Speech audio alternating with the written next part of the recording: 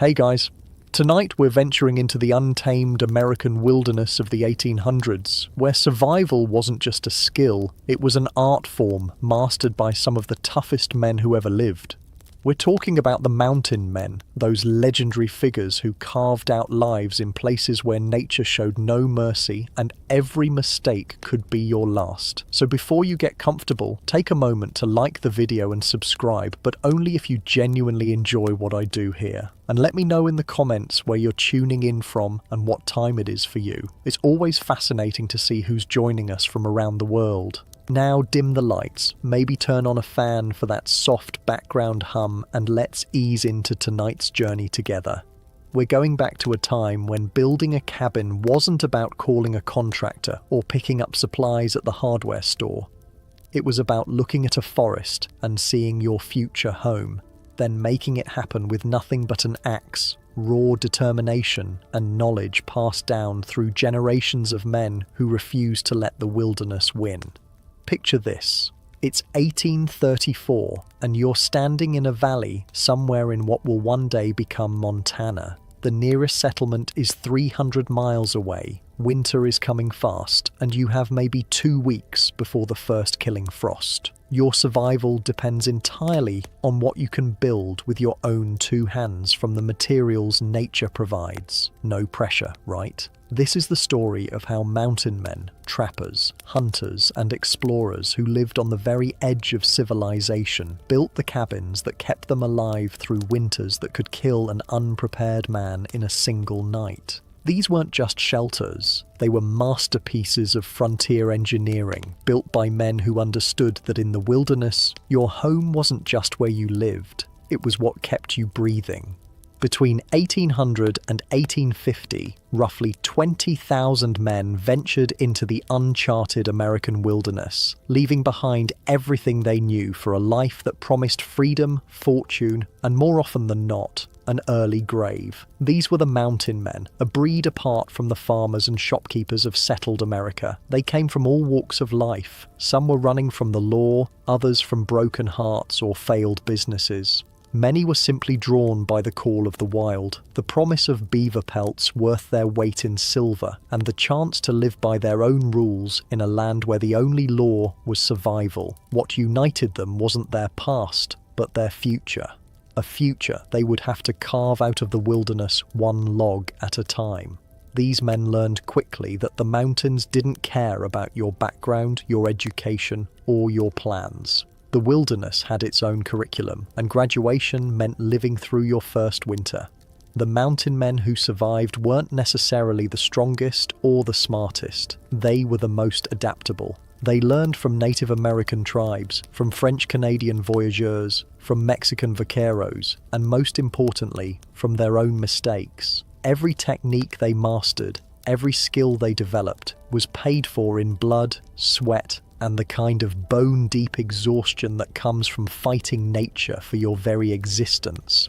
Building a cabin was perhaps the most crucial skill a mountain man could possess. It wasn't just about having a roof over your head, it was about creating a fortress against the elements, a workshop for preparing furs, a storehouse for supplies, and sometimes a final refuge when hostile forces threatened. The difference between a well-built cabin and a poorly constructed one was often the difference between life and death. These men developed techniques that were passed down through oral tradition, refined through trial and error, and perfected under the pressure of survival. They built without blueprints, without power tools, without even nails in many cases. What they had was knowledge, hard-won practical knowledge about wood, weather, and the art of making something permanent in a world that seemed determined to tear everything down. Before a mountain man ever swung an axe, he had to become a detective. The wilderness was full of clues about where to build, and reading them correctly could mean the difference between a cozy winter and a frozen grave. Water was the first consideration. A cabin needed to be near a reliable water source, close enough for convenience, far enough to avoid flooding. Mountain men looked for springs that wouldn't freeze, streams that ran year-round, or at the very least, a location where they could dig a well that wouldn't run dry. They learned to read the landscape, understanding that water flowed downhill and collected in certain areas, creating microclimates that could support both human life and the game they depended on. But water was just the beginning. The ideal cabin site needed protection from the prevailing winds, especially the brutal north winds that could turn a comfortable home into an icebox. Mountain men looked for natural windbreaks, ridges, rock formations, or dense stands of trees that could shield their homes from the worst weather. Drainage was crucial. A cabin built in a low-lying area might stay warmer, but it would also collect water during spring melts and heavy rains. The smart mountain man looked for a slight elevation, high enough to stay dry, low enough to be protected from wind. The direction the cabin faced mattered enormously. A south-facing cabin would catch the maximum amount of sunlight during the short winter days, helping to warm the interior naturally. An east-facing cabin would catch the morning sun, helping to dispel the bone-chilling cold that settled during long winter nights. Proximity to building materials was another vital consideration. The ideal site would be near a stand of suitable trees, straight tall pines or firs that could provide logs of uniform size. But it also needed to be near sources of chinking material, moss, clay or stones that could fill the gaps between logs and keep out the wind. Game trails were important too. A cabin built near deer paths or elk runs would provide easier hunting, but it also needed to be positioned so that the smell of cooking food and wood smoke wouldn't constantly spook the animals the mountain man depended on for survival. Security couldn't be ignored. The cabin needed good sight lines, the ability to see anyone approaching from a distance. It needed escape routes in case of attack, and it needed to be defensible. Many mountain men built their cabins with their backs to a cliff or large rock formation, eliminating one direction from which enemies could approach. The process of selecting a site could take days or even weeks. A mountain man might scout dozens of potential locations, weighing the advantages and disadvantages of each. He would spend nights in different spots, feeling how the wind moved, observing where the sun rose and set, listening to the sounds of the forest to understand the patterns of wildlife. This wasn't just practical knowledge, it was survival wisdom earned through experience.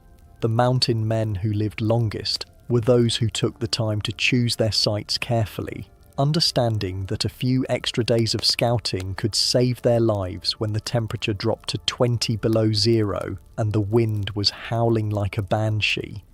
A mountain man's toolkit was sparse by necessity. Every ounce of weight mattered when you were traveling hundreds of miles on foot or horseback, but the tools he carried were chosen with the precision of a surgeon selecting instruments, because in the wilderness, the right tool could save your life and the wrong one could get you killed. The axe was the king of tools, the one item no mountain man could do without. But not just any axe would do. The ideal mountain man's axe had a head weighing between 3 and 4 pounds, heavy enough to bite deep into hardwood, light enough to swing all day without exhausting the user. The handle was typically made from hickory, ash, or another hardwood that could absorb shock without breaking. The axe head itself was a work of art. The best ones were forged by skilled blacksmiths in places like St. Louis or Independence, Missouri, before the mountain men headed west. The steel was folded and hammered to create a blade that would hold an edge through months of hard use. The eye of the axe, the hole where the handle fit, was carefully shaped to ensure a tight, secure fit that wouldn't loosen during use. Mountain men became incredibly skilled with their axes. They could fell a tree with surgical precision, dropping it exactly where they wanted it to fall. They could limb a tree, removing all the branches with swift, accurate strokes. They could hew a log, shaping it from round to square with nothing but axe work. And they could do all of this in conditions that would challenge a modern lumberjack with power tools. The knife was almost as important as the axe. Mountain men typically carried large, heavy knives with blades 8 to 12 inches long. These weren't just weapons, they were multi-purpose tools used for everything from skinning game to carving wooden pegs to splitting kindling. The best knives were made from high-carbon steel that could be sharpened to a razor edge and would hold that edge through heavy use. Many mountain men also carried a smaller knife, sometimes called a patch knife, used for more delicate work. This might be used for carving notches, cutting leather, or preparing food. The handles of these knives were often made from antler, bone, or hardwood, shaped to fit comfortably in the hand during long periods of use. A good saw was invaluable, but not always available. When a mountain man could get one, he preferred a crosscut saw, a long, flexible blade with teeth designed to cut across the grain of wood. These saws could cut through logs much faster than an axe, but they were heavy, prone to breaking, and difficult to sharpen in the field. More commonly, mountain men relied on wedges and a sledgehammer for splitting logs. Wedges were typically made from iron and came in various sizes. They were driven into the end grain of a log to split it along its length, creating boards or smaller pieces for construction. The sledgehammer used to drive the wedges was usually a simple tool, a heavy iron head on a wooden handle. For more precise work, mountain men carried chisels and gouges. These were used for cutting notches, shaping joints, and creating the precise fits that made the difference between a sturdy cabin and one that would fall apart in the first strong wind. The best chisels were made from high-quality steel and were kept sharp enough to shave with. A draw knife was another essential tool. This consisted of a blade with handles on both ends, used to shape wood by drawing it toward the user. Mountain men used draw knives to remove bark, shape logs, and create smooth surfaces. The technique required skill and practice, but in experienced hands, a draw knife could shape wood with remarkable precision. Measuring tools were simple but crucial. A mountain man might carry a piece of rope or leather marked at specific intervals to measure lengths. Some carried folding rules made from wood or bone. The most important measurement tool, however, was often the mountain man's own body. He knew the length of his pace, the span of his arms, the width of his hand. These became his standard units of measurement. For marking, mountain men used whatever was available: charcoal from the fire, a piece of soft stone, or even a knife point to scratch marks into wood. Precision wasn't always possible, but it wasn't always necessary either. Much of the work was done by eye and feel, relying on experience and intuition rather than exact measurements. The condition of these tools was a matter of life and death. A dull axe was not only inefficient, it was dangerous. A mountain man spent considerable time each day maintaining his tools, sharpening blades, tightening handles, and making repairs. He carried whetstones, files, and sometimes even a small anvil for making more extensive repairs.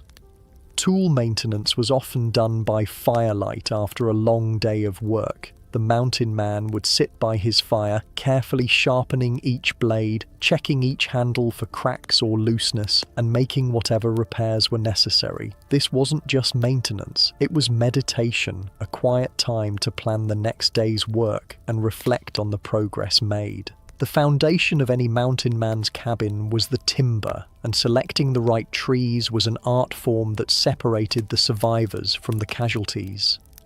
A mountain man didn't just look at a tree and see wood. He saw the future walls of his home, and he understood that the choices he made in the forest would determine whether he lived through the winter or became another cautionary tale whispered around campfires. The ideal cabin log came from a coniferous tree: pine, fir, spruce, or cedar. These trees grew straight and tall, had relatively few branches on their lower trunks, and possessed natural properties that made them excellent building materials.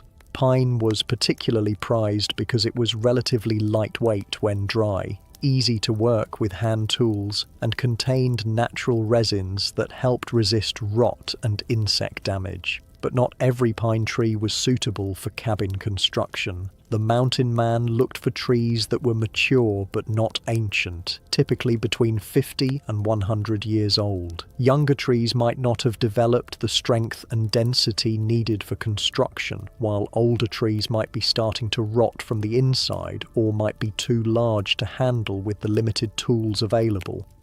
The ideal cabin log was straight as an arrow, with minimal taper from bottom to top. A tree that was 2 feet in diameter at the base and still 18 inches at the top 20 feet up was perfect. Trees with excessive taper would create gaps in the cabin walls that would be difficult to seal against wind and weather. Branch pattern was crucial. The best trees for cabin logs had their branches arranged in regular whorls around the trunk, with long sections of clear trunk between branch clusters. This meant fewer knots in the finished log and less work removing branch stubs. A tree with branches scattered randomly up and down the trunk would create a log full of knots that could weaken the structure and make the log difficult to work with. The mountain man also looked for signs of disease or insect damage.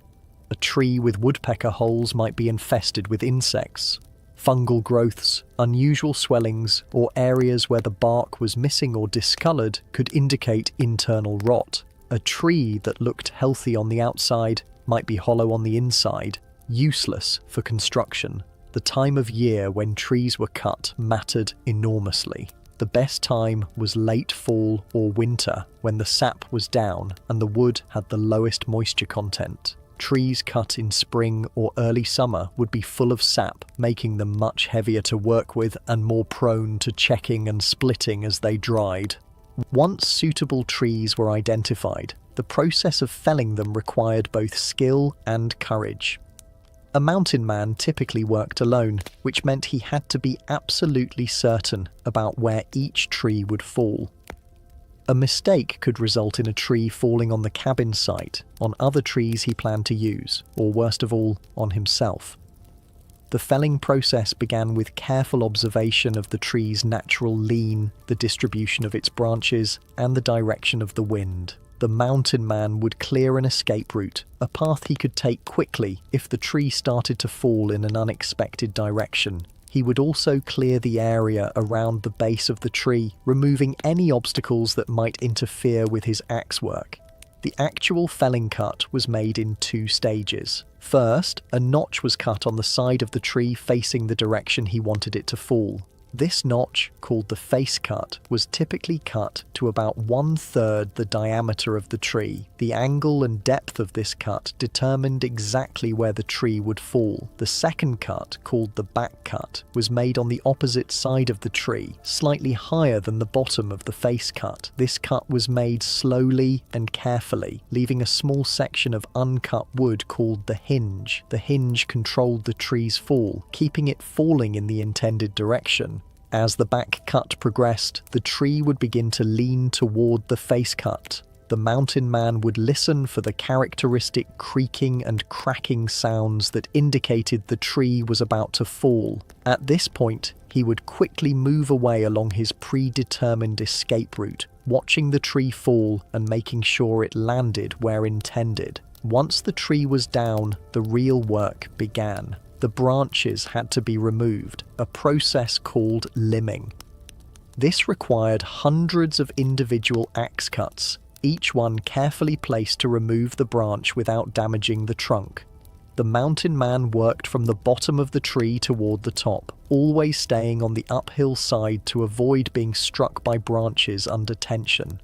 After limbing, the tree was bucked, cut into logs of the desired length. For cabin construction, logs were typically cut to lengths of 16 to 24 feet, depending on the size of the cabin being built. Each cut had to be perfectly square to the axis of the log to ensure that the ends would fit properly when the cabin was assembled. The bark was usually left on the logs during the initial construction phase. Bark provided some protection against checking and splitting as the logs dried, and it could be removed later when time permitted. However, some mountain men preferred to remove the bark immediately, believing it reduced the likelihood of insect infestation. Preparing enough logs for a cabin was an enormous undertaking. A typical one-room cabin might require 40 to 60 logs, depending on their diameter and the height of the walls. Each log represented hours of work, locating the right tree, felling it, limbing it, bucking it to length, and moving it to the construction site. The physical demands were staggering. A green log 20 feet long and 18 inches in diameter could weigh well over 1,000 pounds. Moving these logs from where they were cut to the cabin site required ingenuity, determination, and often back-breaking labour that would challenge even the strongest men. Mountain men developed various techniques for moving heavy logs. The simplest method was rolling, using a peavey or cant hook to roll the log along the ground. This worked well on level or downhill terrain, but it was slow and required a clear path free of obstacles. For longer distances or uphill movement, mountain men often used skidding techniques. They might harness a horse or mule to drag the logs, or in the absence of draft animals, they would use a combination of levers, rollers, and sheer human strength. Some mountain men became expert at using the natural contours of the land, rolling logs into creek beds and floating them downstream to the construction site. The most challenging aspect of log preparation was ensuring uniformity. Cabin logs needed to be roughly the same diameter to create level, stable walls. This meant that the mountain man had to be selective, sometimes rejecting perfectly good trees because they didn't match the size of logs he had already prepared. Seasoning the logs, allowing them to dry, was ideally done before construction, but time constraints often made this impossible. Green logs were much heavier and more difficult to work with, but they were also more pliable, making it easier to fit them tightly together. As the logs dried in place, they would shrink and settle, creating an even tighter fit. The mountain man also had to prepare specialized logs for specific purposes. The sill logs, the bottom logs that would rest directly on the foundation, needed to be the straightest and most durable. The plate logs, the top logs that would support the roof, needed to be strong enough to bear the weight of the roof structure. Corner logs needed to be especially straight and uniform to ensure that the corners of the cabin would be square and stable. While a mountain man's cabin might look like it was simply set down on the ground, the reality was far more complex. A proper foundation was the difference between a cabin that would stand for decades and one that would sag, rot, and collapse within a few years. The foundation work began long before the first log was laid. Site preparation started with clearing the building area. This wasn't just a matter of removing trees and brush. It required careful grading to ensure proper drainage and a level building surface. The mountain man would clear an area larger than the cabin footprint, providing working space around the structure and reducing the fire hazard from overhanging branches. Stumps were a particular challenge. Simply cutting trees at ground level left stumps that would interfere with construction and eventually rot, creating soft spots in the foundation. The preferred method was to dig around each stump, cut the major roots, and then use levers and block and tackle systems to pull the stump completely out of the ground. Once the site was cleared, the mountain man had to establish the cabin's footprint, the exact outline where the walls would be built. This was done using simple but effective surveying techniques. Stakes were driven at the corners of the planned cabin, and strings were stretched between them to mark the wall lines. Ensuring that the corners were square was crucial for the structural integrity of the cabin. Mountain men used the 3-4-5 method, measuring 3 units along one wall line, 4 units along the adjacent wall line, and then adjusting the corner until the diagonal distance between these points was exactly 5 units. This ancient geometric principle ensured perfect right angles without the need for sophisticated measuring tools. The foundation itself took several forms, depending on the local conditions and available materials. The simplest foundation was a series of flat stones placed at strategic points under the sill logs. These stones, called piers, elevated the logs off the ground, preventing rot and providing ventilation under the cabin floor. Selecting foundation stones required careful attention to their properties. The ideal foundation stone was flat on top and bottom, large enough to provide stable support and made from a type of rock that wouldn't crack or crumble under the weight of the cabin. Sandstone and limestone were preferred when available, while granite and other igneous rocks were avoided because they were more likely to split when exposed to freeze-thaw cycles. The foundation stones had to be carefully levelled. Using a water level, a simple device consisting of a long tube filled with water, the mountain man could ensure that all the foundation points were at exactly the same elevation. This was crucial because any variation in foundation height would create stress points in the cabin structure that could lead to failure. In areas with rocky soil, the mountain man might excavate shallow trenches and build stone foundations that extended below the frost line. This prevented frost heaving, the expansion of freezing soil that could lift and shift the foundation stones, causing the cabin to become unlevel or even collapse. Where suitable stones weren't available, mountain men sometimes used log foundations. Large, durable logs were placed directly on the ground and allowed to partially rot, creating a stable base for the cabin. This method was less desirable because the foundation logs would eventually need to be replaced, but it was sometimes the only option available. Drainage around the foundation was critical. The mountain man would grade the soil around the cabin site to ensure that water flowed away from the structure. He might dig drainage ditches or install simple French drains, trenches filled with stones that carried water away from the foundation. The sill logs, the first logs of the cabin walls, required special preparation. These logs would bear the weight of the entire structure and were most vulnerable to moisture damage because of their proximity to the ground. The mountain man would select his straightest, most durable logs for this purpose, often choosing logs from trees known for their rot resistance, such as cedar or white oak. Before placing the sill logs, the mountain man would often treat them with whatever preservatives were available. Pine tar, if it could be obtained, was an excellent wood preservative. Some mountain men charred the bottom surfaces of their sill logs, creating a layer of carbon that resisted rot and insect damage. The sill logs were notched to fit over the foundation stones, creating a stable connection between the foundation and the cabin structure. These notches had to be cut with precision. Too shallow, and the log might roll off the foundation. Too deep, and the log would be weakened. Leveling the sill logs was a painstaking process that required constant checking and adjustment. The mountain man would use wooden shims, thin wedges of wood, to adjust the height of individual sections of the sill logs. Once the sills were perfectly level, the foundation work was complete and the real construction could begin. The strength and durability of a mountain man's cabin depended largely on how well the logs were joined together at the corners.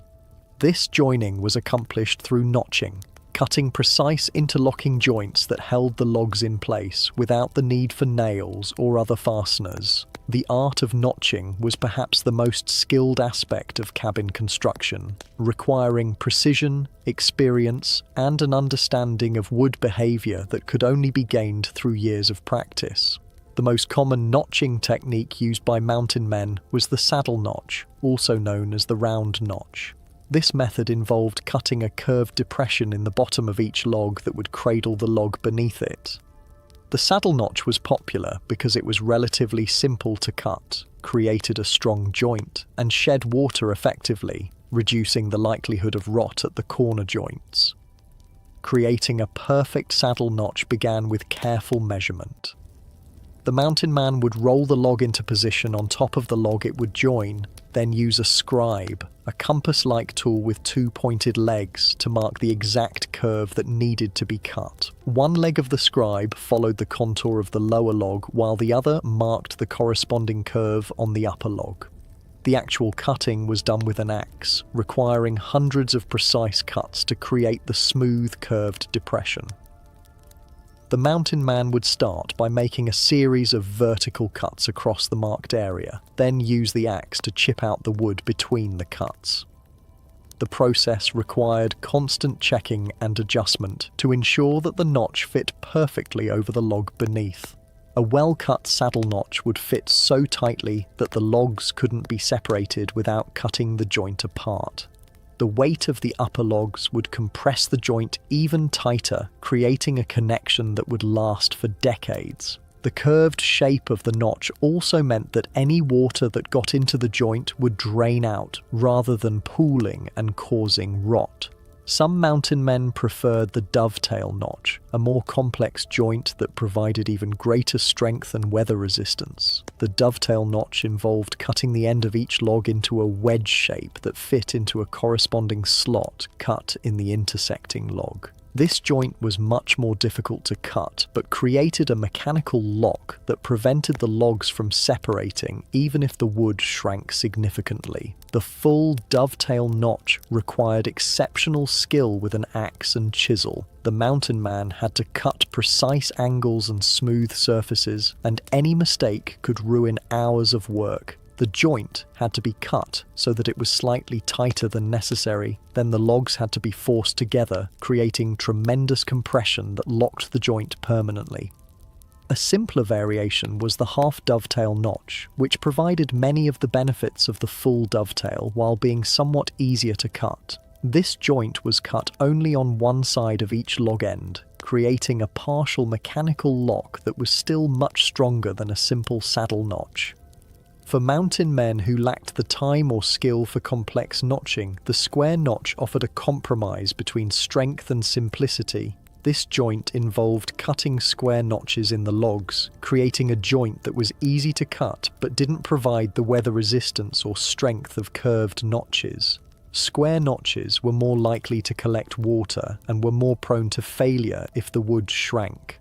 The lock notch was another variation that some mountain men used. This joint involved cutting a rectangular notch in one log and a corresponding projection on the intersecting log. The projection was slightly larger than the notch, so the logs had to be driven together with considerable force. Once assembled, the joint was extremely strong and resistant to separation. Regardless of the notching technique used, precision was crucial. A poorly cut notch would create gaps in the cabin walls that would be difficult to seal against wind and weather.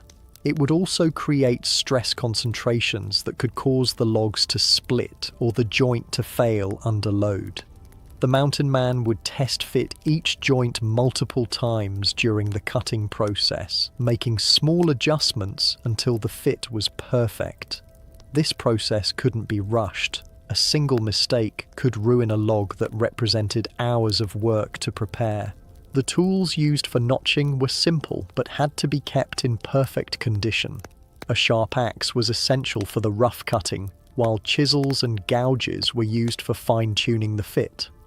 The mountain man would constantly sharpen his tools during the notching process, understanding that dull tools not only made the work harder, but also increased the likelihood of mistakes. Weather conditions affected notching work significantly. Cold weather made the wood harder and more brittle, increasing the likelihood of splitting. Hot weather could cause the wood to expand, making joints that fit perfectly in the morning too tight by afternoon. The experienced mountain man learned to work with these conditions, adjusting his techniques based on the temperature and humidity. The notching process was also affected by the characteristics of the individual logs. Logs with knots near the ends required special care to prevent splitting. Logs that were slightly curved had to be oriented carefully to ensure that the curve didn't interfere with the joint. Green logs were easier to cut, but more likely to shrink and loosen the joints as they dried. With the foundation complete and the first logs notched and ready, the mountain man faced one of the most physically demanding aspects of cabin construction: raising the walls. This process required not only tremendous physical strength, but also careful planning and precise execution. A single mistake could result in injury, damaged logs, or a structure that would never be properly square or level. The first course of logs, the sill logs, was the most critical. These logs had to be perfectly level and square, as every subsequent course would build upon them. Any error at this stage would be magnified as the walls rose, potentially creating a cabin that was unusable. The mountain man would begin by carefully positioning the first sill log on its foundation stones. Using a water level and wooden shims, he would adjust the log until it was perfectly horizontal. The second sill log was then positioned perpendicular to the first, and the corner notch was carefully fitted. This process continued until all 4 sill logs were in place, creating a rectangular frame that was level, square, and solidly supported. Raising subsequent courses became progressively more difficult as the walls grew higher. A single log 20 feet long and 18 inches in diameter could weigh over 1,000 pounds, and lifting it to shoulder height or above required ingenuity and mechanical advantage. The most common method for raising heavy logs was the use of skids, long straight poles that were leaned against the growing wall to create ramps. The logs could then be rolled up these ramps using peavies, cant hooks, or simple rope and pulley systems. This method was slow but relatively safe when done carefully. For particularly heavy logs or when working alone, the mountain man might use a more elaborate system of levers and fulcrums. By positioning a long lever under one end of a log and using a fulcrum point, he could lift tremendous weights with relatively little effort. The log could then be supported with blocks while the lever was repositioned for the next lift. Some mountain men became expert at using the natural elasticity of wood to help raise logs. A long, flexible pole could be bent down and secured, then used like a spring to help lift heavy logs. This technique required considerable skill and experience to use safely.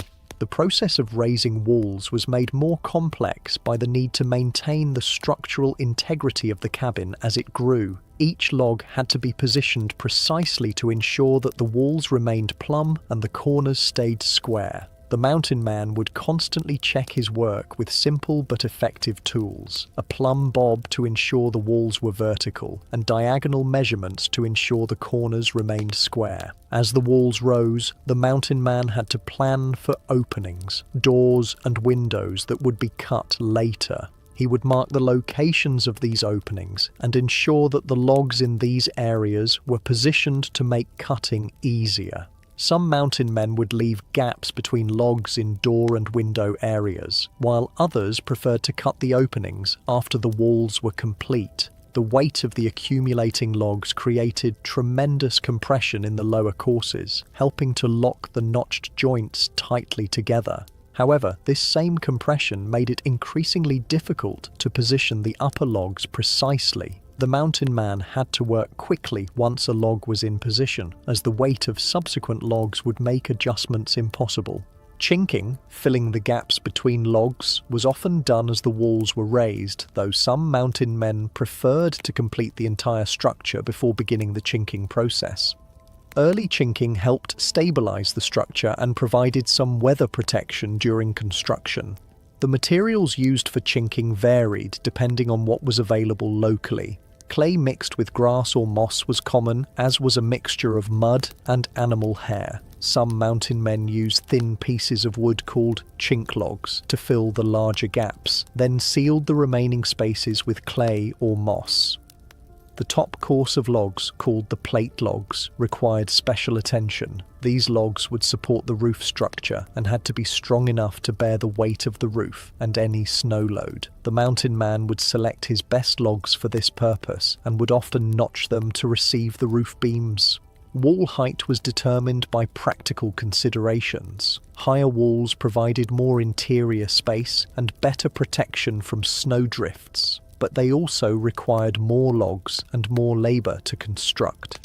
Most mountain men built walls that were 7 to 8 feet high, tall enough to provide adequate headroom, but not so tall as to be wasteful of materials or labour. The process of raising walls was exhausting work that could take weeks to complete. The mountain man would typically work from dawn to dusk, taking breaks only when absolutely necessary. The physical demands were enormous, lifting, rolling, and positioning logs that weighed hundreds of pounds each, all while maintaining the precision necessary for a sound structure. Weather was a constant concern during wall construction. Rain could make the logs slippery and dangerous to handle, while wind could interfere with the precise positioning required for good joints. Snow and cold weather made the work even more difficult, but often the mountain man had no choice but to continue working regardless of conditions. Once the walls of the cabin reached their full height, the mountain man faced the challenge of creating a roof that would protect him from rain, snow, and wind, while being strong enough to support heavy snow loads and resist the powerful storms that swept through the mountains. The roof was perhaps the most critical element of the cabin's weather protection system, and its design and construction required careful planning and skilled execution. The most common roof design used by mountain men was the simple gable roof, two sloping surfaces that met at a ridgeline running the length of the cabin. This design was relatively easy to construct, shed water and snow effectively, and provided good interior space. The slope of the roof was typically quite steep, often rising 1 foot for every foot of horizontal distance to ensure that snow would slide off rather than accumulating to dangerous levels. The roof structure began with the ridge beam, a long straight log that ran along the peak of the roof and supported the upper ends of the rafters. Selecting the right log for the ridge beam was crucial, as it had to be strong enough to support the entire roof structure without sagging. The mountain man would choose a log that was straight, sound, and large enough to bear the load, typically at least 12 inches in diameter for a cabin 20 feet long. Installing the ridge beam was one of the most challenging aspects of roof construction. The beam had to be lifted to the top of the walls and positioned precisely along the center line of the cabin. This was usually accomplished using a combination of ramps, levers, and block and tackle systems. Some mountain men would construct temporary scaffolding from smaller logs to support the ridge beam during installation. The rafters, the sloping beams that formed the main structure of the roof, were cut from straight, strong logs, typically 6 to 8 inches in diameter. Each rafter had to be cut to the exact length and angle required to span from the top of the wall to the ridge beam. The mountain man would create a pattern rafter first, cutting and fitting it carefully, then use this pattern to cut all the remaining rafters to ensure uniformity. The bottom end of each rafter was notched to sit securely on the plate log at the top of the wall. This notch, called a bird's mouth, had to be cut precisely to ensure that the rafter wouldn't slip or shift under load. The top end of the rafter was cut at an angle to fit snugly against the ridge beam, and the rafters were typically spaced 16 to 24 inches apart along the length of the cabin. Installing the rafters required careful attention to spacing and alignment. The mountain man would mark the positions of the rafters on both the ridge beam and the plate logs, ensuring that each rafter was positioned correctly. The rafters had to be installed in pairs, one on each side of the ridge, to maintain the structural balance of the roof. Once the rafters were in place, the mountain man would install purlins, horizontal logs that ran perpendicular to the rafters and provided additional support for the roof covering.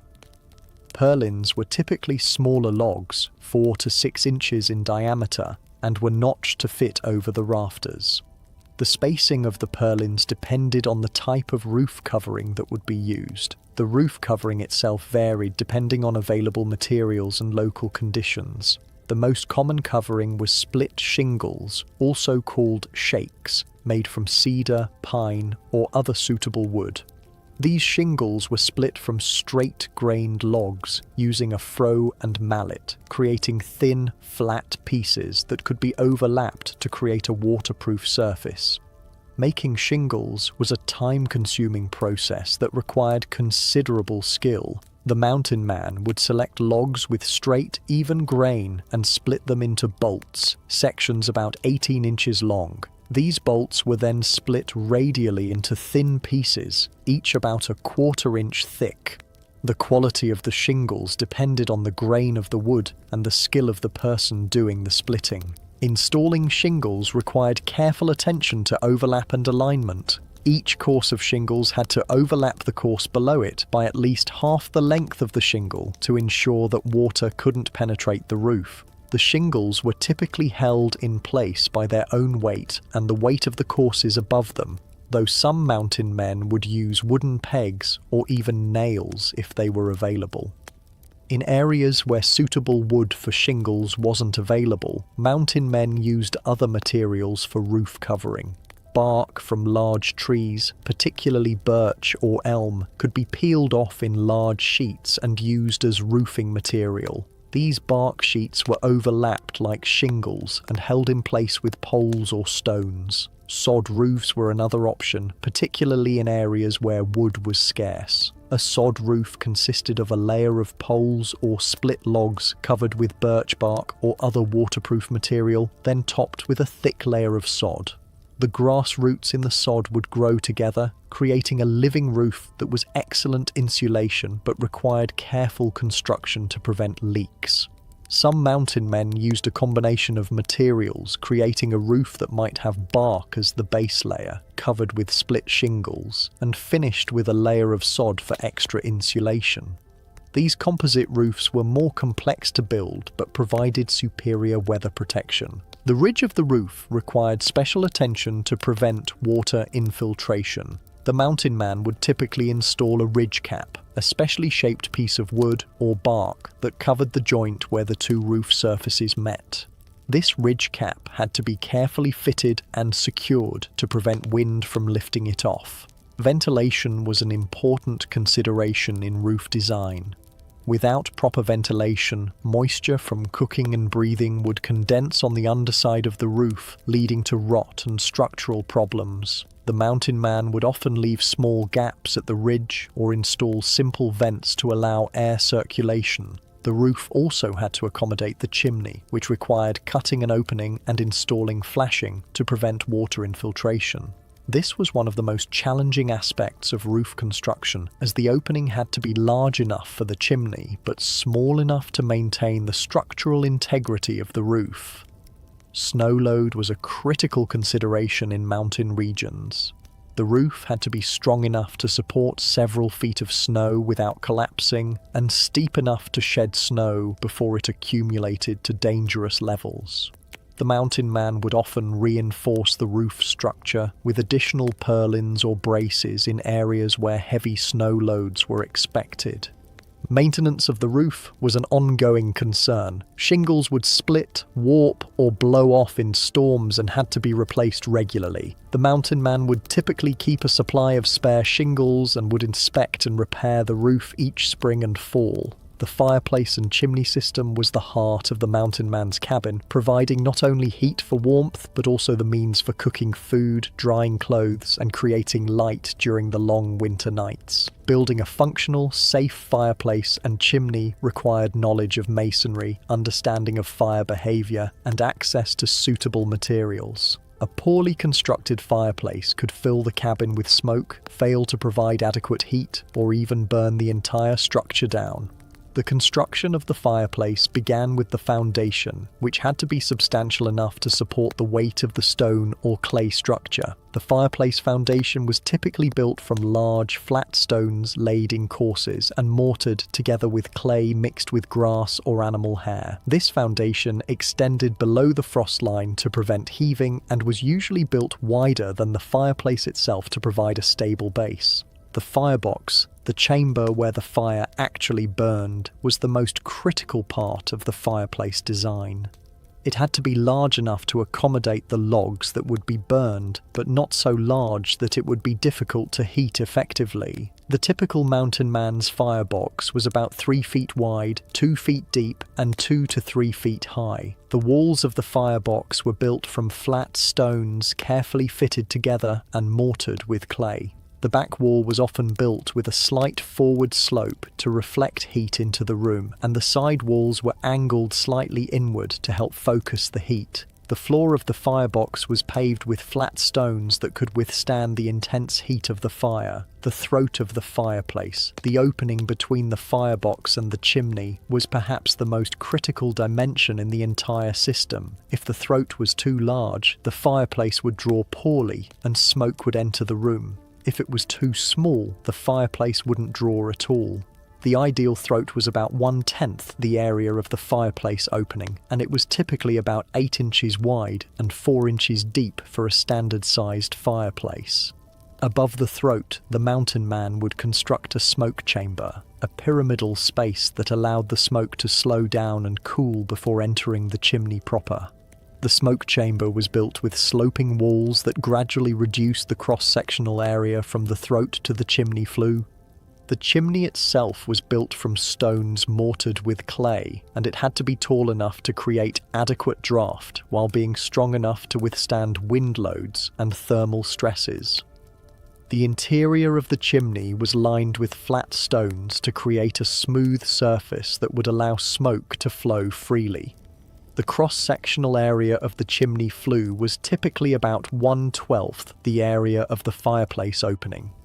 Building the chimney required careful attention to keeping it plumb and maintaining consistent dimensions throughout its height. The mountain man would use a plumb bob and simple measuring tools to ensure that the chimney was straight and that the flue maintained the proper size. Any irregularities in the chimney could cause poor draft or dangerous backdrafts. The top of the chimney required special attention to prevent rain from entering while still allowing smoke to escape freely. Some mountain men built simple caps from flat stones, while others created more elaborate designs that would shed rain while improving the chimney's draft characteristics. The mortar used in fireplace and chimney construction was typically made from local clay mixed with sand, grass, or animal hair to improve its strength and durability. The mountain man would test different clay deposits to find one that would harden properly and resist the thermal stresses of repeated heating and cooling. Fire safety was a constant concern during construction and use. The fireplace had to be built far enough from combustible materials to prevent accidental fires, and the chimney had to be constructed so that it wouldn't ignite the roof or walls. Many mountain men would coat the interior walls of their cabins near the fireplace with clay to provide additional fire protection. The hearth, the area in front of the fireplace, was typically paved with flat stones and extended several feet into the room to catch sparks and provide a safe area for tending the fire. The hearth also served as a work surface for cooking and other activities that required heat. Cooking facilities were often integrated into the fireplace design. The mountain man might build in a bake oven, a domed chamber beside the main firebox that could be heated with coals and used for baking bread or roasting meat. Pot hooks and cranes were installed to hold cooking pots over the fire, and sometimes a simple grill was built into the firebox for cooking meat directly over the coals. The damper, a device to control the flow of air through the chimney, was a luxury that few mountain men could afford, but some would create simple dampers from flat stones that could be positioned to partially block the throat of the fireplace. This allowed better control of the fire and reduced heat loss when the fireplace wasn't in use. Maintenance of the fireplace and chimney was crucial for safe operation. The mountain man would regularly clean out accumulated ash and soot, inspect the mortar joints for cracks, and repair any damage that might allow smoke to escape into the cabin or create a fire hazard. The efficiency of the fireplace system was always a concern, as fuel was often scarce and difficult to obtain. The mountain man would experiment with different fire-building techniques, learn to bank fires to maintain heat overnight, and develop methods for extracting the maximum heat from each piece of wood burned. After the major structural elements of the cabin were complete, the mountain man turned his attention to the details that would make the structure truly livable. Doors and windows were not just conveniences, they were critical elements that affected the cabin's security, weather resistance, and interior comfort. The construction of these features required different skills and techniques from the heavy timber work of the walls and roof.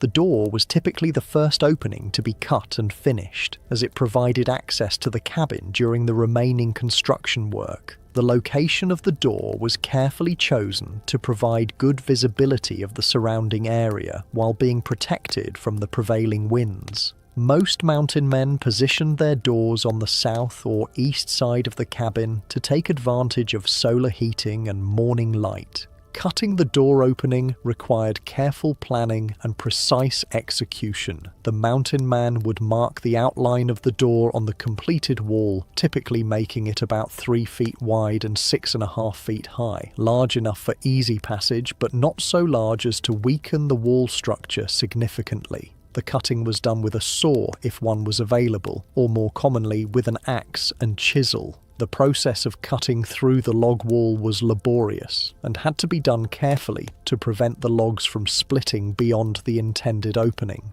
The mountain man would typically cut from both sides of the wall, meeting in the middle, and would support the logs above the opening with temporary bracing to prevent sagging. Once the opening was cut, the mountain man would install a door frame made from split or hewn lumber. This frame had to be perfectly square and plumb, as any irregularities would prevent the door from closing properly. The frame was typically mortised into the logs above and below the opening and was secured with wooden pegs or, if available, iron nails. The door itself was usually constructed from split planks held together with wooden battens, horizontal strips that were attached to the back of the door to prevent the planks from warping or separating. The planks were typically cut from straight-grained wood and were fitted tightly together to minimize gaps that would allow cold air to enter. Hinges were a challenge, as iron hardware was expensive and difficult to obtain. Many mountain men made their own hinges from leather, creating flexible joints that allowed the door to swing while being durable enough for daily use. Wooden hinges were another option, though they required more skill to construct and were more prone to wear. The door latch was typically a simple wooden mechanism that could be operated from either side of the door. A wooden bar on the inside of the door could be lifted by pulling a leather string that passed through a hole in the door. At night, or when the cabin was unoccupied, the string could be pulled inside, making it impossible to open the door from the outside. Windows were more complex to construct than doors and were often omitted entirely from the simplest cabins. When windows were included, they were typically small, both to minimize heat loss and because glass was extremely expensive and difficult to transport. A typical mountain man's window might be only 12 inches square. The window opening was cut using the same techniques as the door opening, but with even greater care to maintain the structural integrity of the wall. The window frame was constructed from carefully fitted pieces of wood and was designed to hold whatever glazing material was available. Glass was the preferred glazing material, but was rarely available to mountain men. More commonly, windows were covered with oiled paper, thin sheets of mica, or scraped animal hide that had been treated to make it translucent. These materials provided some light while keeping out wind and weather, though they were far less durable than glass. Some mountain men created shutters instead of glazed windows. These were solid wooden panels that could be opened during good weather to provide light and ventilation, then closed during storms or cold weather for protection. Shutters were easier to construct than glazed windows and were more durable, though they provided no light when closed. The interior finishing of the cabin was largely determined by the available time and materials. The most basic cabins had dirt floors, log walls with minimal chinking, and no ceiling other than the underside of the roof. However, mountain men who planned to occupy their cabins for extended periods often invested considerable effort in interior improvements. Flooring was a significant upgrade that many mountain men attempted when time and materials permitted. The simplest floor was made from split logs laid flat side up and fitted tightly together. These puncheon floors were relatively easy to construct but were difficult to keep clean and level. Plank floors were superior but required more work to construct. The mountain man would split logs into planks, then hew or plane them smooth on one side.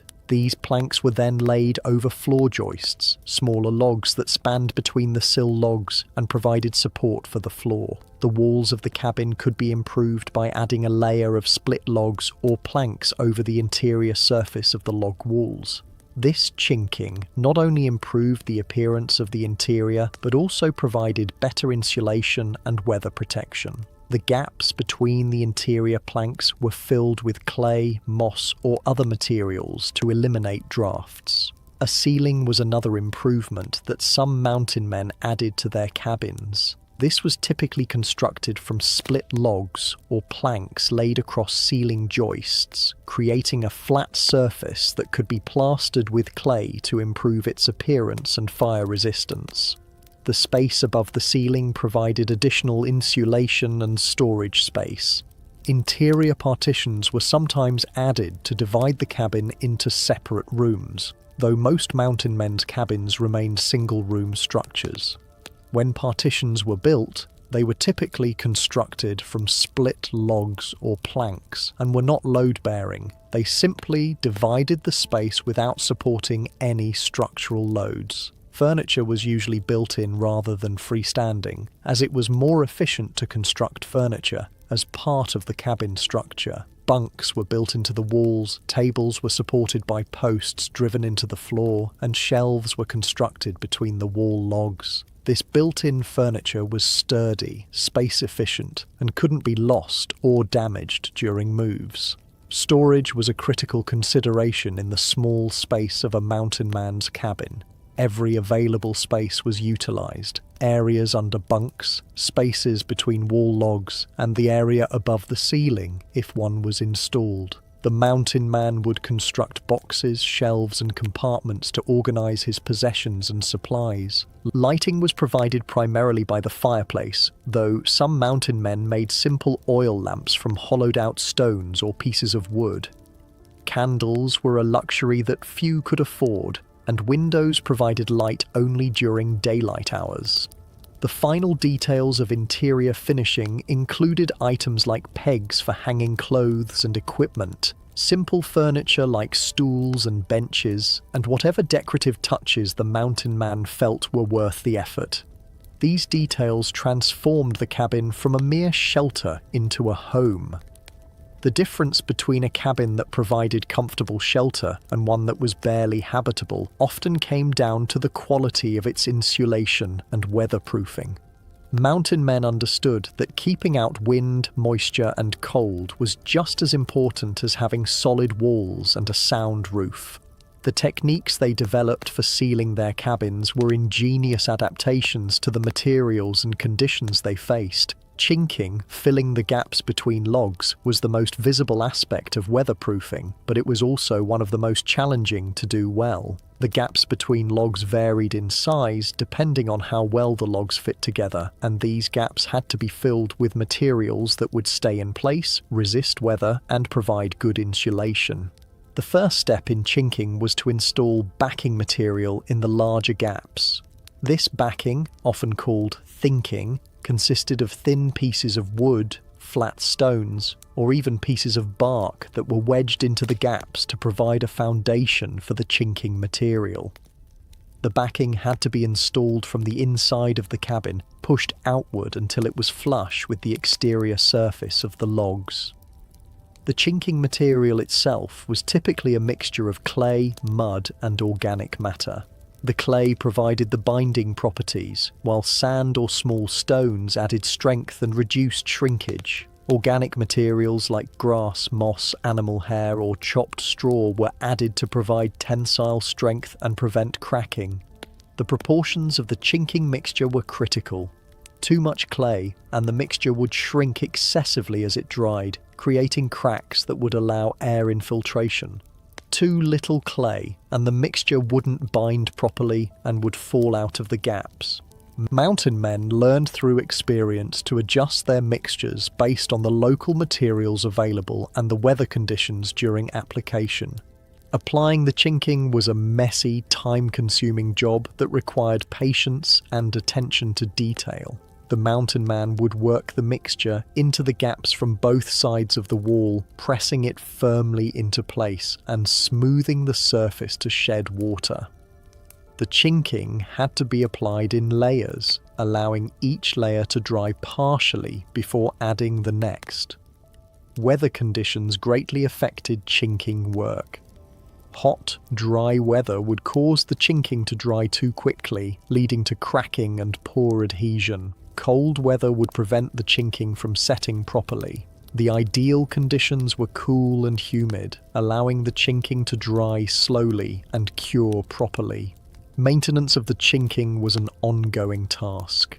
Freeze-thaw cycles, settling of the cabin, and normal weathering would cause cracks and gaps to develop.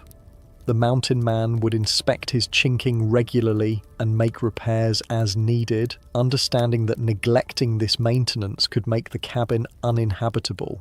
Some mountain men developed more sophisticated chinking techniques. They might apply a base coat of coarse chinking, then finish with a smoother mixture that provided a better appearance and weather resistance. Others would add a final coat of lime plaster if lime was available, creating a hard, durable surface that was more resistant to weather and wear. Moss was a particularly valuable chinking material in areas where it was abundant.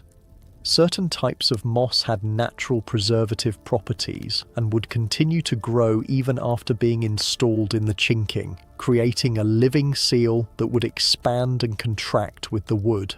Moss chinking required careful selection of the right species and proper installation techniques. The roof was another critical area for weatherproofing. Even the best constructed roof would develop leaks over time, and the mountain man had to be prepared to make repairs quickly to prevent water damage to the interior of the cabin. He would keep supplies of roofing materials on hand and would inspect the roof regularly for signs of damage. Snow loading was a particular concern in mountain regions. Heavy snow could not only collapse a roof, but could also create ice dams that would force water back under the roofing material. The mountain man learned to remove snow from his roof when accumulations became dangerous, and he would design his roof with adequate slope to encourage snow to slide off naturally. Ventilation was a delicate balance in cabin weatherproofing. The cabin had to be sealed tightly enough to keep out cold air, but it also needed some air circulation to prevent moisture buildup and maintain air quality. Too much ventilation would make the cabin impossible to heat, while too little would create condensation problems that could lead to rot and mold. Many mountain men created simple ventilation systems by installing adjustable vents near the peak of the cabin. These could be opened during mild weather to provide air circulation and closed during cold weather to conserve heat. The vents were typically covered with hinged flaps that could be operated from inside the cabin. Floor insulation was often overlooked but was important for comfort and energy efficiency. Cold air would infiltrate through gaps in the floor, and the ground beneath the cabin would conduct heat away from the interior. Some mountain men would bank earth or snow around the foundation of their cabins to reduce air infiltration, while others would install skirting made from split logs or bark. Interior vapor barriers were not well understood by mountain men, but some accidentally created effective moisture control systems. A layer of bark or hide on the interior walls could serve as a vapor barrier, preventing moisture from the interior air from penetrating into the wall system, where it could cause rot. Caulking around doors and windows was done with whatever materials were available. Strips of leather, twisted rope, or even rags could be used to seal gaps around these openings.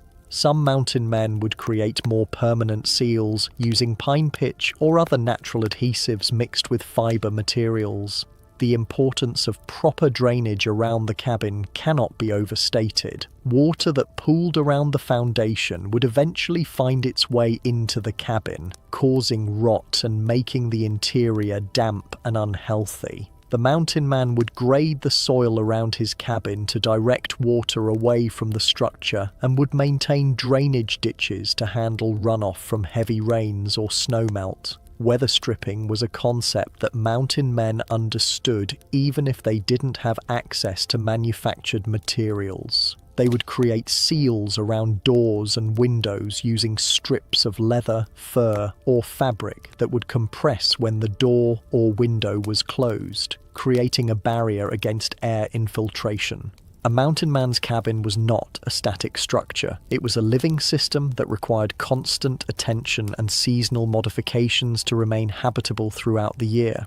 The extreme weather conditions of the mountain environment meant that the cabin had to be adapted for different seasons, and regular maintenance was essential to prevent small problems from becoming major failures. Spring was the season of assessment and repair. After a long winter of heavy snow loads, freezing temperatures, and constant use, the cabin would inevitably show signs of wear and damage. The mountain man would begin his spring maintenance by carefully inspecting every aspect of the structure, looking for problems that needed immediate attention. The roof was always the first priority in spring maintenance. Snow and ice would have stressed the structure, and the freeze-thaw cycles of late winter could have caused shingles to split or shift. The mountain man would climb onto his roof and examine every shingle, replacing any that were damaged and securing any that had worked loose.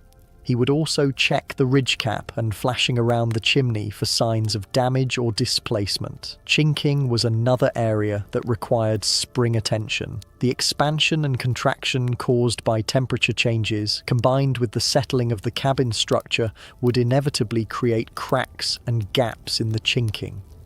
The mountain man would carefully inspect every joint between logs, both inside and outside the cabin, and would repair any defects he found. The foundation would be checked for signs of frost heaving or settling. Foundation stones that had shifted during the winter would need to be releveled, and any gaps that had opened up would need to be filled. The mountain man would also check the sill logs for signs of rot or insect damage, as these were the most vulnerable parts of the structure. Spring was also the time to address any structural problems that had developed during the winter. Logs that had checked or split would need to be repaired or replaced. Door and window frames that had shifted would need to be adjusted. Any signs of sagging in the roof structure would need to be addressed before they became serious problems. Summer was the season of improvement and preparation. With the immediate repairs completed, the mountain man could turn his attention to upgrades and preparations for the coming winter.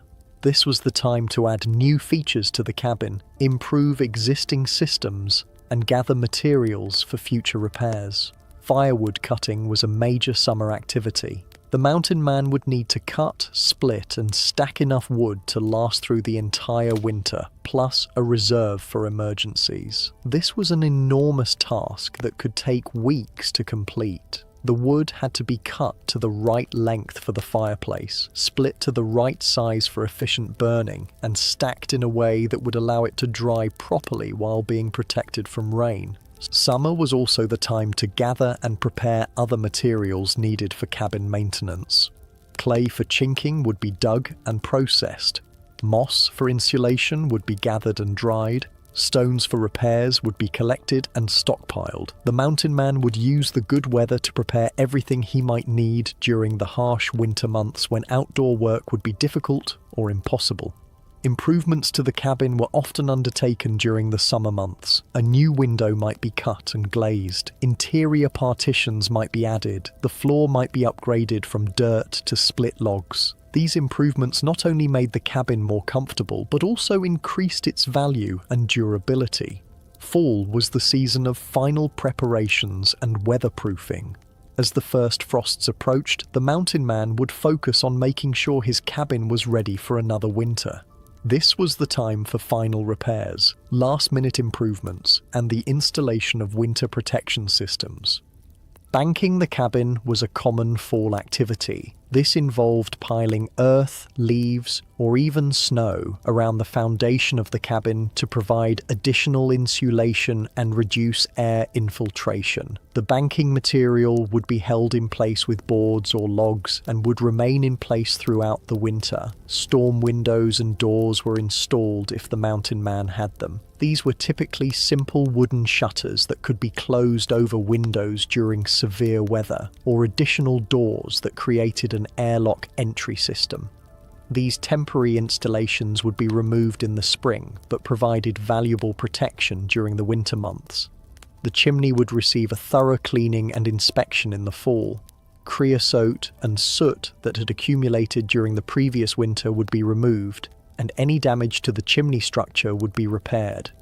The mountain man would also check his supply of fire-starting materials and would gather tinder and kindling for the winter. Winter maintenance was focused on keeping systems operating and preventing catastrophic failures. The mountain man would regularly remove snow from his roof to prevent dangerous accumulations. He would keep his chimney clear of ice and debris. He would monitor his chinking for new cracks and would make emergency repairs as needed. Ice dams were a particular concern during winter. These formed when snow on the roof would melt and refreeze at the eaves, creating a dam that could force water back under the roofing material. The mountain man would break up ice dams as they formed and would sometimes install temporary heating systems to prevent their formation. Ventilation management was critical during winter. The cabin had to be kept warm, but it also needed some air circulation to prevent moisture buildup and maintain air quality. The mountain man would adjust his ventilation systems based on weather conditions, opening vents during mild periods and closing them during severe cold. The fireplace required constant attention during winter. Ashes had to be removed regularly to maintain efficient burning. The fire had to be banked properly each night to ensure it would restart easily in the morning. Fuel had to be brought in from the woodpile and dried near the fire before use. Emergency repairs were sometimes necessary during winter storms. A shingle blown off by wind, a crack in the chinking opened by extreme cold, or damage from falling tree limbs all required immediate attention to prevent more serious problems. The mountain man had to be prepared to work in dangerous conditions to protect his shelter. Seasonal storage was another important consideration. Summer items like tools and equipment that weren't needed during winter would be stored in protected areas. Winter items like extra blankets, emergency food supplies, and cold weather clothing would be made easily accessible. The mountain man also had to plan for seasonal changes in his daily routines. Winter days were short, so work had to be planned around the available daylight. Heating requirements meant that more time had to be spent gathering and preparing fuel. The isolation of winter meant that all necessary supplies had to be on hand before the severe weather arrived. As mountain men gained experience and spent more time in their wilderness homes, many developed advanced techniques and innovations that went beyond the basic requirements of shelter. These improvements reflected both the ingenuity of the builders and their deep understanding of the challenges posed by mountain living. One of the most sophisticated developments was the creation of multi-room cabins. While the basic mountain man's cabin was a single room, those who planned to stay in one location for several years often expanded their homes to include separate areas for different functions. A typical expanded cabin might include a main living area, a separate sleeping area, and a storage room or workshop. Building multi-room cabins required more advanced planning and construction techniques. The mountain man had to design a structure that would be stable and weather-tight while accommodating interior partitions and multiple roof lines. This often meant using more sophisticated joinery techniques and creating more complex foundation systems. The dovetail corner joint was one advanced technique that some mountain men mastered. This joint was much more difficult to cut than the simple saddle notch, but it provided superior strength and weather resistance. The dovetail joint created a mechanical lock that prevented the logs from separating even if the wood shrank significantly, and it shed water more effectively than simpler joints. Advanced chinking techniques included the use of lime mortar when lime was available. Lime mortar was much more durable than clay-based chinking and provided better weather resistance. Some mountain men learned to burn limestone to create their own lime, though this required considerable knowledge and the right type of stone.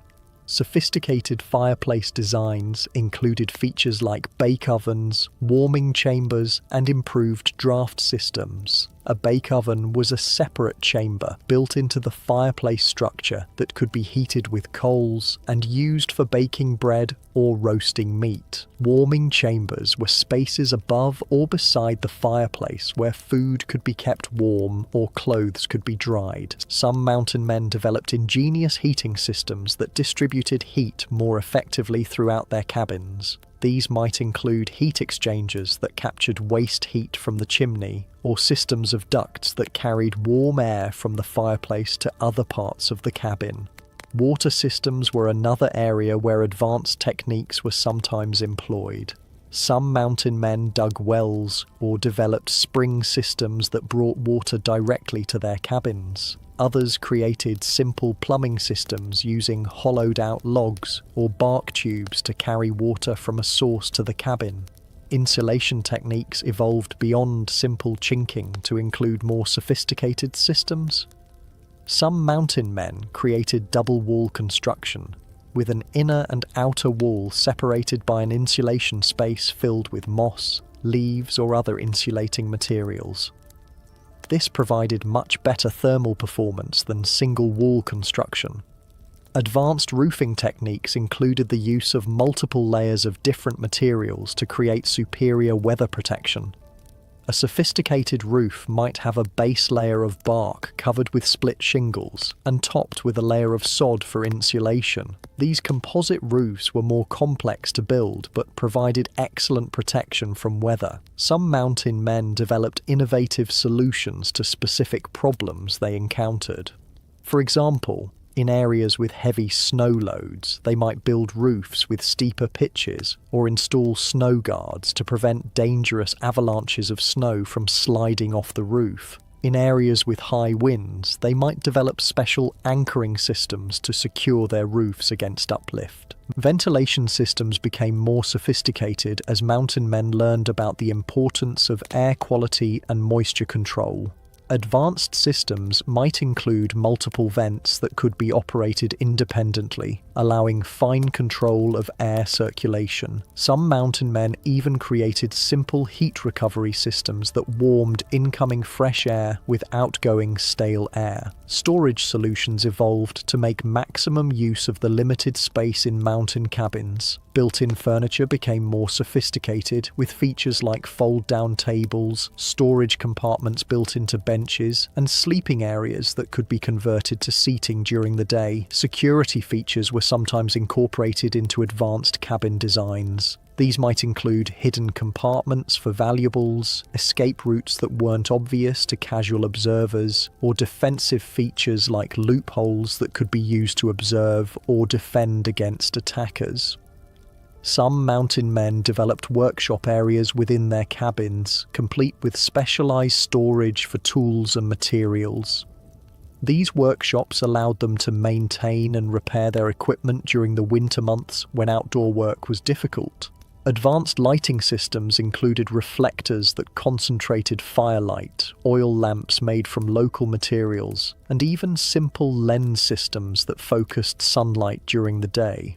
While these systems were primitive by modern standards, they represented significant improvements over basic firelight. Food storage and preservation systems became more sophisticated as mountain men learned to deal with the challenges of keeping food fresh in a wilderness environment. These might include root cellars dug beneath the cabin, smoke houses for preserving meat, or ice houses for keeping food cool during the summer months. Some mountain men developed systems for collecting and storing rainwater, creating cisterns or other storage systems that provided a reliable water supply during dry periods. These systems required careful design to prevent contamination and freezing. The most advanced mountain men's cabins included features that wouldn't have been out of place in settled communities. These might include glass windows, plank floors, plastered walls, and even simple furniture made from local materials. While these features required considerable time and skill to create, they transformed the cabin from a mere survival shelter into a comfortable home. The vast expanse of the American wilderness presented mountain men with widely varying conditions, from the dense forests of the Pacific Northwest to the high alpine meadows of the Rocky Mountains, from the arid regions of the Southwest to the harsh winters of the Northern Territories. Each region demanded specific adaptations in cabin construction techniques, and mountain men became masters at modifying their building methods to suit local conditions and available materials. In the Pacific Northwest, where massive trees and abundant rainfall were the defining characteristics, mountain men developed techniques for working with enormous logs and creating structures that could withstand constant moisture. The Douglas fir and cedar trees of this region could grow to tremendous sizes, providing logs that were far larger than anything available in other parts of the continent. Working with these giant logs required different techniques and tools. The mountain man might use fire to help fell the largest trees, burning through the base while controlling the fire to prevent it from spreading. Once down, these massive logs were often too large to move in their entirety, so they would be split or hewn to more manageable sizes before being transported to the building site. The constant moisture of the Pacific Northwest created unique challenges for cabin construction. Rot was a constant threat, so mountain men in this region became expert at selecting the most rot-resistant species and treating their logs to prevent decay. Cedar was particularly prized for its natural resistance to moisture and insects, and many cabins in this region were built entirely from cedar logs. The abundant rainfall also meant that roof design was critical. Mountain men in the Pacific Northwest often built roofs with very steep pitches to shed water quickly, and they developed sophisticated systems of gutters and drainage to direct water away from their cabins. The roofing materials themselves had to be carefully selected and installed to prevent leaks in the constant moisture. In the Rocky Mountains, where extreme cold and heavy snow loads were the primary challenges, mountain men developed different adaptations. The shorter growing season and harsh conditions meant that trees grew more slowly and were generally smaller than those found in more temperate regions. This required different construction techniques that could work with smaller logs while still creating strong, weather-resistant structures. The extreme cold of the high mountains demanded superior insulation techniques. Mountain men in these regions often built cabins with thicker walls, using larger logs or even double wall construction to provide better thermal protection. They also developed more sophisticated chinking techniques, using materials that would remain flexible in extreme cold and wouldn't crack or fall out when temperatures dropped far below zero. Snow loads in the high mountains could be enormous, with accumulations of 10 feet or more not uncommon. This required roof structures that were much stronger than those needed in other regions. Mountain men learned to build roofs with steeper pitches and stronger framing systems, and they often incorporated features like snow guards to prevent dangerous avalanches of snow from sliding off their roofs. The short growing season in mountain regions also affected the availability of chinking materials. Clay might be frozen for much of the year, and organic materials like moss and grass had a very short growing season. Mountain men in these regions learned to gather and stockpile chinking materials during the brief summer months, and they developed techniques for storing these materials so they would remain usable throughout the long winter. In the arid regions of the Southwest, where water was scarce and temperatures could be extreme in both directions, mountain men faced entirely different challenges.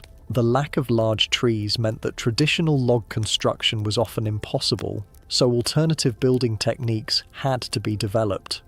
Adobe construction became common in these regions, with mountain men learning to make bricks from local clay and building walls that were thick enough to provide thermal mass for temperature control. These adobe structures were often combined with log construction where suitable timber was available, creating hybrid buildings that took advantage of the best properties of both materials. The extreme temperature variations of desert regions required different approaches to insulation and ventilation. Cabins had to be designed to stay cool during the blazing heat of summer, while still providing warmth during cold winter nights. This often meant incorporating features like thick walls, small windows, and sophisticated ventilation systems that could be adjusted for different seasons. Water conservation was critical in arid regions, and mountain men developed ingenious systems for collecting and storing the limited precipitation that fell. Roof systems were designed to channel every drop of rainwater into storage cisterns, and these systems had to be carefully maintained to prevent contamination and evaporation. In the Northern Territories, where the growing season was extremely short and winter temperatures could drop to 50 degrees below zero or lower, mountain men faced perhaps the most extreme building challenges on the continent. The permafrost that characterized much of this region meant that traditional foundation techniques wouldn't work, and alternative methods had to be developed. Building on permafrost required techniques that wouldn't disturb the frozen ground and cause it to melt and shift. Mountain men learned to build foundations that distributed the weight of the cabin over a large area, preventing the heat from the cabin from melting the permafrost beneath it. This often meant using techniques borrowed from indigenous peoples who had been building in these conditions for thousands of years. The extreme cold of the northern regions also required superior heating systems. A single fireplace might not be adequate to heat a cabin when outside temperatures dropped to 40 or 50 below zero. Mountain men in these regions often built multiple heating systems or developed more efficient fireplace designs that could extract more heat from their limited fuel supplies.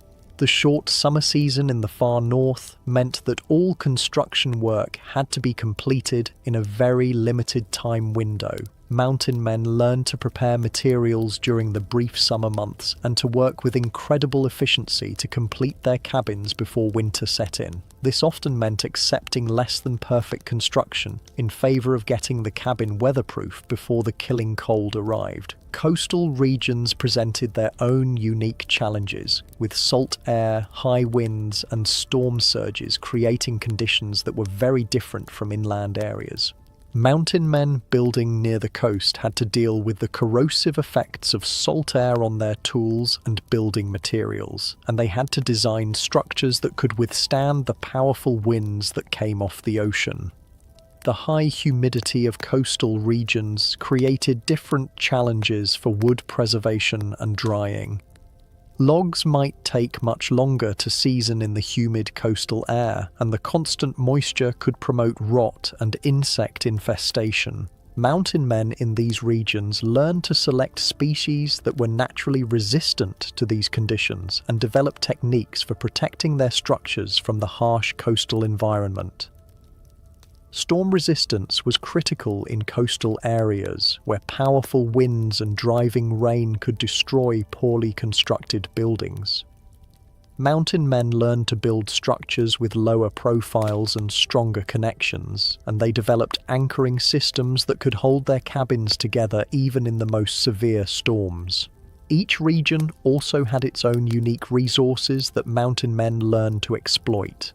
In some areas, natural deposits of clay provided excellent chinking material. In others, specific types of stone were available for foundations and fireplaces. Some regions had plants that provided natural preservatives or insulation materials. The adaptation to regional conditions wasn't just about construction techniques, it also involved learning to work with local weather patterns, understanding seasonal variations in material availability, and developing relationships with indigenous peoples who had generations of experience building in these environments. Mountain men who moved from one region to another had to essentially relearn their craft, adapting their techniques to new conditions and materials.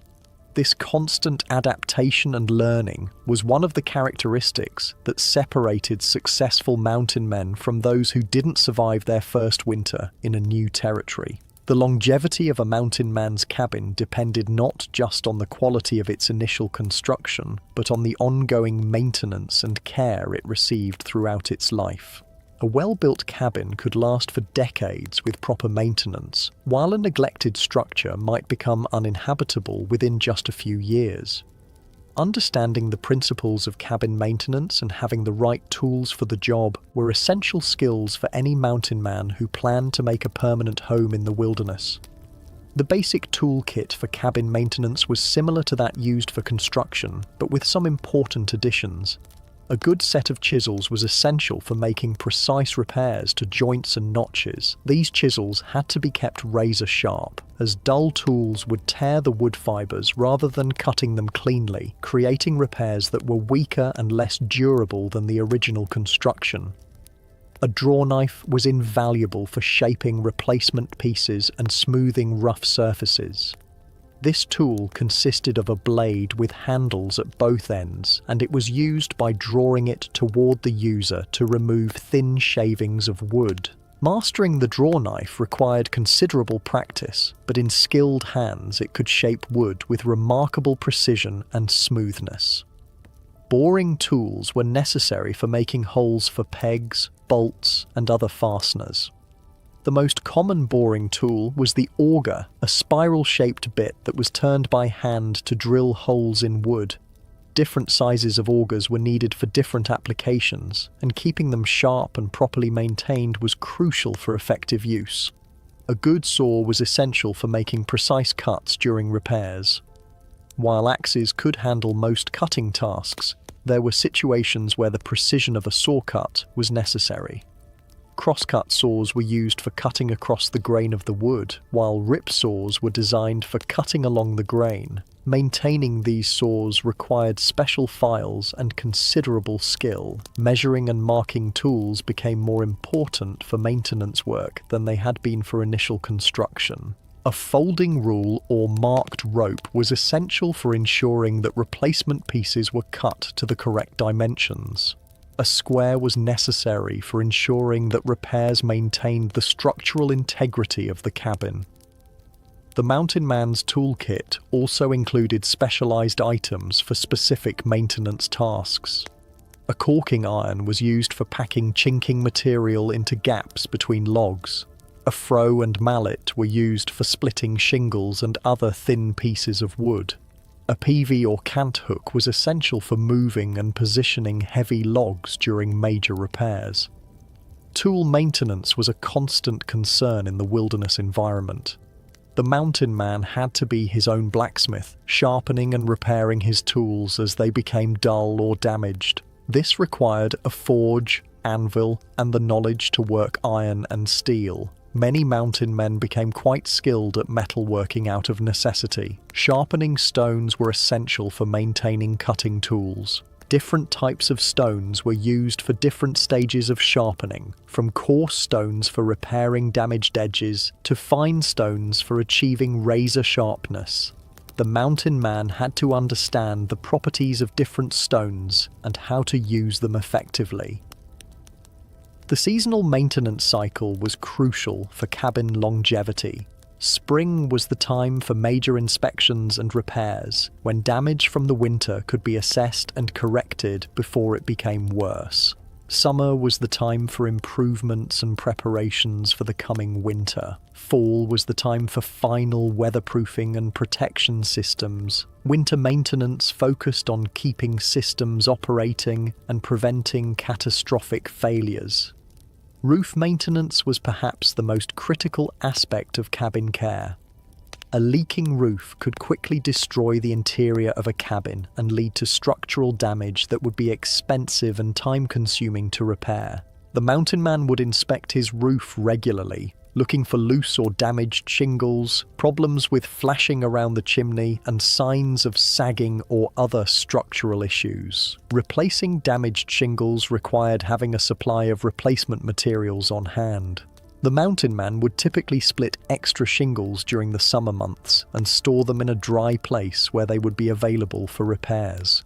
The technique for installing replacement shingles had to be mastered, as improperly installed shingles could create leaks that were worse than the original damage. Chinking maintenance was an ongoing task that required constant attention. The expansion and contraction of the logs, settling of the structure, and weathering of the chinking material would create cracks and gaps that had to be filled. The mountain man would inspect his chinking regularly and make repairs as soon as problems were detected. The materials for chinking repairs had to be prepared and stored for use when needed. Clay had to be dug and processed during the summer months when it was workable. Organic materials like moss and grass had to be gathered and dried. The mountain man would typically prepare a supply of chinking material each summer that would last through the following year.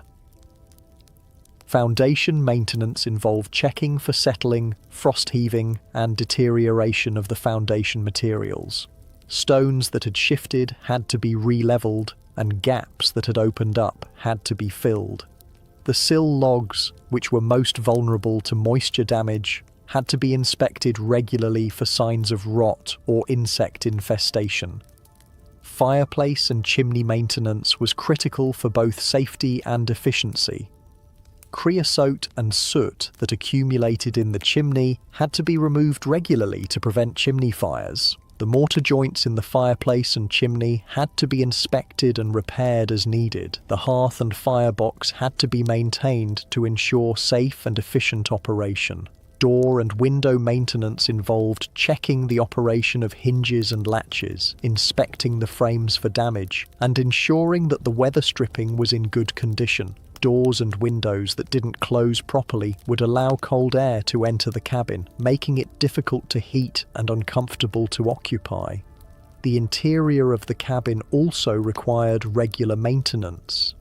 Floors had to be kept clean and level, and damaged boards had to be replaced. Walls had to be inspected for damage, and interior chinking had to be maintained. Built-in furniture had to be kept in good repair to remain functional. Pest control was an important aspect of cabin maintenance. Insects, rodents, and other pests could cause significant damage to a cabin if they weren't controlled.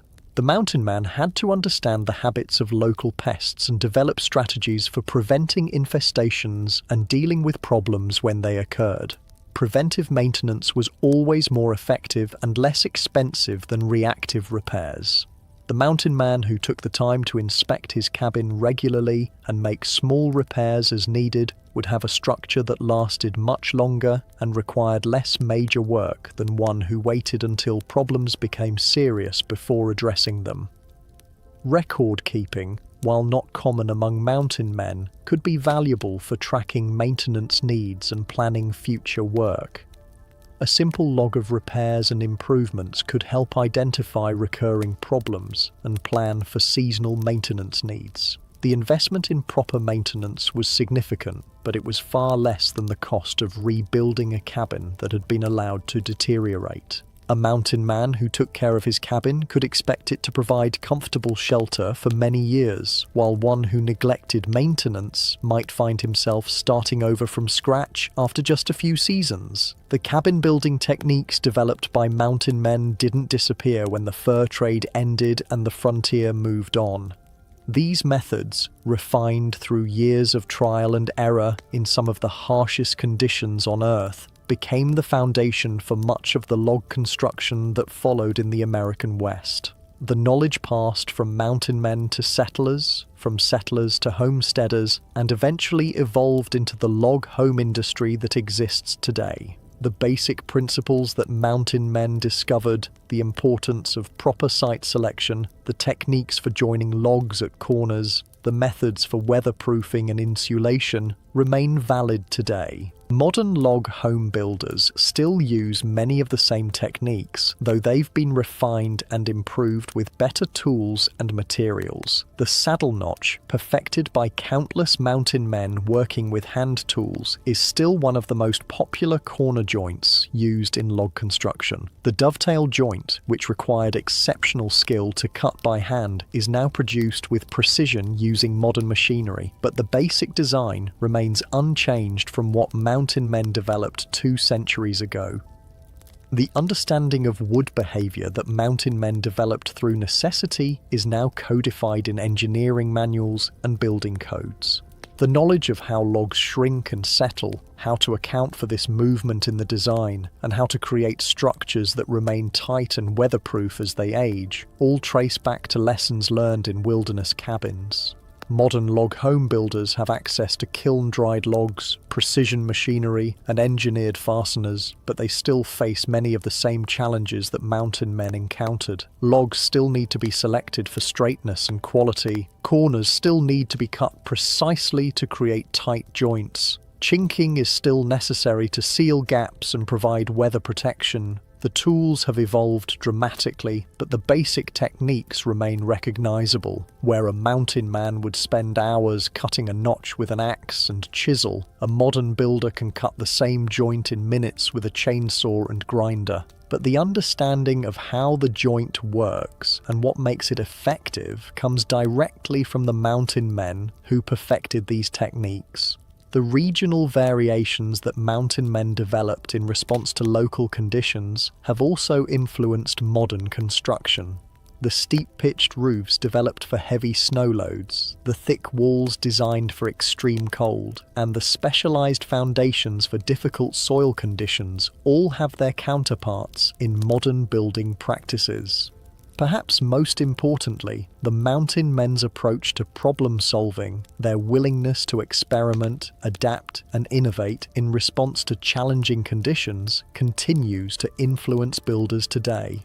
The spirit of making do with available materials, of finding creative solutions to difficult problems, and of building structures that will last despite harsh conditions, all trace back to the mountain men's legacy. The environmental awareness that mountain men developed, their understanding of how buildings interact with their natural surroundings, has become increasingly important in modern construction. The principles of passive solar design, natural ventilation, and working with rather than against natural forces were all understood and applied by mountain men long before they became formal design principles. The craftsmanship standards that mountain men developed, born from the knowledge that their lives depended on the quality of their work, continue to influence builders who take pride in their craft.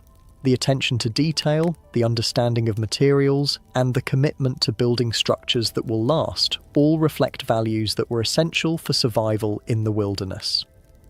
The mountain men's cabins also represent an important chapter in American architectural history. These structures, built by men with limited formal education using only hand tools and local materials, demonstrate a level of skill and understanding that rivals the work of trained craftsmen. They represent a uniquely American approach to building, one that emphasized practicality, durability, and adaptation to local conditions. Many of the cabins built by mountain men have survived to the present day, testament to the quality of their construction and the effectiveness of their techniques. These structures serve as museums and historical sites, allowing modern visitors to experience firsthand the living conditions of the men who opened the American West. The preservation of these historic cabins has become an important part of maintaining our connection to this period of American history. Organizations dedicated to historic preservation work to maintain and restore mountain men's cabins, ensuring that future generations can learn from these examples of frontier craftsmanship. The techniques developed by mountain men have also influenced other forms of construction beyond log buildings.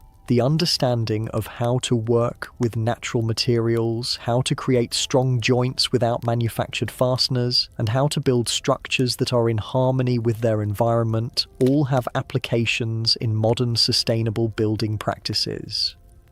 The mountain men's approach to resource conservation, born from necessity in an environment where waste could mean death, has lessons for modern builders concerned with environmental impact. The use of local materials, the minimization of waste, and the creation of durable structures that wouldn't need frequent replacement all reflect principles that are increasingly important in contemporary construction. The educational value of studying mountain men's building techniques extends beyond construction methods to broader lessons about human adaptability and ingenuity. These men faced challenges that would overwhelm most modern people, yet they not only survived but created comfortable homes using nothing but their knowledge, skills, and determination. The social aspects of mountain men's building practices also offer insights into community cooperation and mutual aid. While mountain men are often portrayed as rugged individualists, the reality was that cabin building frequently involved cooperation between neighbors. The tradition of barn raising and house raising that became common in rural America has its roots in the mutual assistance that mountain men provided to each other. The economic lessons from mountain men's building practices are also relevant today. These men understood the true cost of construction, not just in terms of money, but in terms of time, labor, and materials. They made decisions based on long-term value rather than short-term convenience, creating structures that provided decades of service with minimal ongoing costs. The mountain men's understanding of the relationship between shelter and survival has implications for modern emergency preparedness and disaster response. Their techniques for creating habitable structures quickly using minimal resources could be valuable in situations where conventional construction methods aren't available. The psychological aspects of creating a home in the wilderness also offer insights into human nature and the importance of shelter for mental as well as physical well-being. Mountain men understood that their cabins weren't just protection from the elements, they were symbols of civilization and order in a chaotic and dangerous world. The mountain men's legacy lives on in the thousands of people who choose to build log homes today, seeking a connection to this simpler way of life. While modern log homes may have all the conveniences of contemporary living, they still embody the same basic principles that mountain men discovered: the beauty of natural materials, the satisfaction of creating something with your own hands, and the comfort of a home that's built to last. The skills that mountain men developed are still taught today in workshops and schools dedicated to traditional building techniques. These programs help preserve not just the technical knowledge, but also the values and attitudes that made mountain men successful builders. Students learn not just how to cut a notch or seal a log a wall, but how to think like a craftsman and take pride in quality work. The influence of mountain men's building techniques can be seen in the broader movement towards sustainable and environmentally responsible construction. The principles they developed, using local materials, minimizing environmental impact, creating durable structures, and working in harmony with natural systems, are all central to modern green building practices. The mountain men's story is ultimately one of human triumph over adversity, of ordinary men who accomplished extraordinary things through skill, determination, and ingenuity. Their cabins stand as monuments to the human spirit and reminders that with knowledge, tools, and determination, people can create homes anywhere on Earth. As we face modern challenges related to housing, sustainability, and environmental protection, the lessons learned from mountain men become increasingly relevant. Their techniques may have been developed 2 centuries ago, but their principles remain as valid today as they were in the wilderness of the 1800s. The mountain men who built cabins in the American wilderness left us more than just historical artifacts.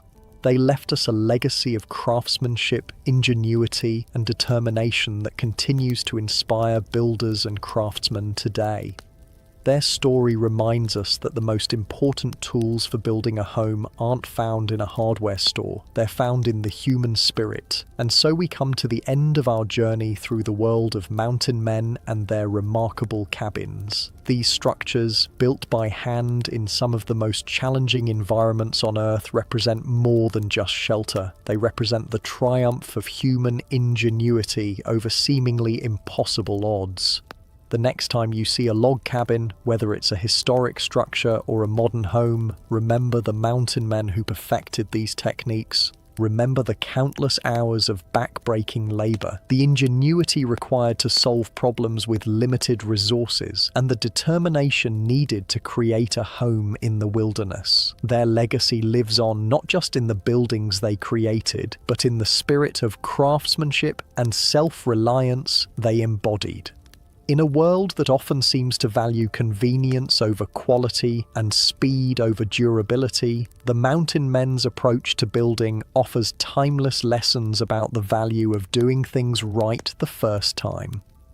These men understood that a home is more than just a place to sleep. It's a fortress against the elements, a workshop for daily life, and a symbol of human civilization in the face of wilderness. They built not just with logs and stone, but with knowledge, skill, and an unshakable belief that with enough determination, any challenge could be overcome. The cabins they built have outlasted the men who built them, standing as silent testimony to their skill and dedication. And in their endurance, we find inspiration for our own challenges, whatever they may be. For in the end, the Mountain Men's greatest achievement wasn't just surviving in the wilderness. It was proving that with the right knowledge, the right tools, and the right attitude, human beings can make a home anywhere on Earth.